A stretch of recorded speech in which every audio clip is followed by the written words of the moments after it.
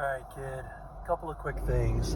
First thing is, I did see you at Wegmans the other day, and I know that you saw me. And the reason I know is because you were doing the same thing that I was. And I mean, shame on us, I guess, in a way. We should have been adults enough to be able to turn to each other and say hello. I recognized you, and I know you recognized me. And the reason I know is, oh shit, I almost clunked your cart earlier. I didn't see you at that point. I came out of the aisle and cut right in front of you, and I just kept my eyes straight ahead. I looked kind of side-eye and saw it was you and just kept going, but you got a full frontal of full Monty of me. And then later when I was checking out on that side, by that side entrance, I was buying a slice of pizza. I turned and I saw you coming my way. You were leaving, you had your cart full of stuff. And I was giving you the side eye, like I was watching you out of the corner of my eye.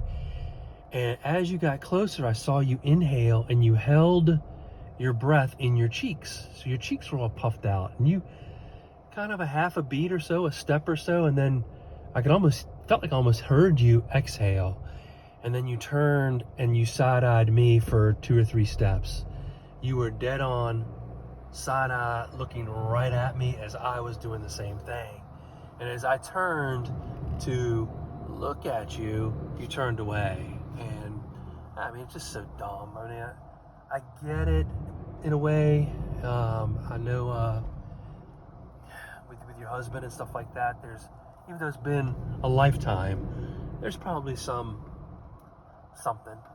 some sort of feeling he might have if you communicate with your first everything. I guess I'll call myself that.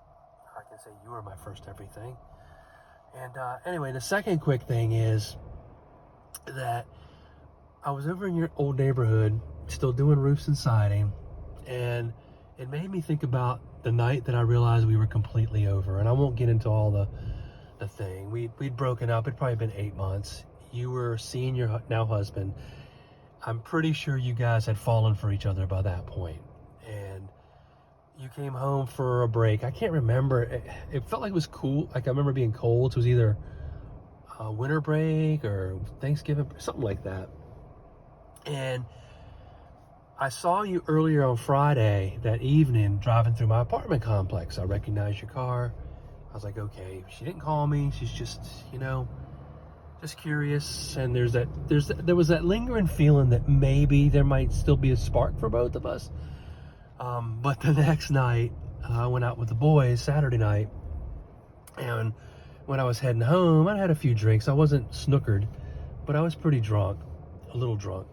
And I decided to drive by your house, your parents' house, which I wish I didn't do, because when I drove by, your car wasn't there. It's 2-something in the morning, and you're not there. And I'm like, okay, well, bars don't close till 2, maybe, but I also know that she's seeing him.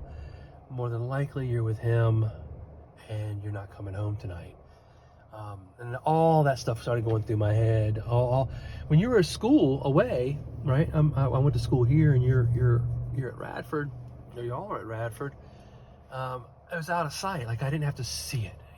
I knew, but I didn't have to see it. And now it's right in front of me that you're home, but then you're not home.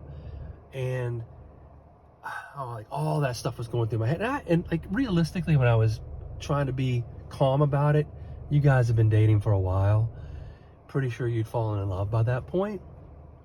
More than likely, intimacy had already occurred. But like I said, I didn't have to face it. I'd have to see you every day. And now you're here in Richmond and not home. And on the way to my apartment, I passed by Shannon's just on the whim that maybe you crashed over there, but no car there. Her car was there. But again, it could have been something else. I don't know. You might have been out with her somewhere. Maybe I just missed you. Ships in the night, whatever it is. But I'm pretty sure you were with him. And I was slightly tempted to go drive by his house. You remember, I've known him since elementary school, so I knew we grew up together, so I knew where his parents lived, and I was like, well, I didn't want to. Most likely, if you were there, it was just hanging out, you weren't going to spend the night there. and I didn't want to see it. I just didn't want to see it. I didn't want to see it. So I avoided it, and I avoided looking for you. I knew about a couple of parties. Obviously, the clubs, it was after 2, so they were all shut down. Maybe you're coming home. Like, I just got out of Dodge. I went and drove around Richmond for a little bit, down to the Fan, down to Churchill, just thinking, you know, trying not to start crying, thinking about it. When I made it back to I came back to the Fan again, then to Monument Avenue, I went to Dogwood Dell, back by the theater, and I almost went by your mom's house again just to see if maybe I missed you and you were home, to make me feel better, but I couldn't do it. One, you might have been with him. He might have been. Are you driving your car? Probably not. And then secondly, I didn't want the validation or the verification that you weren't home.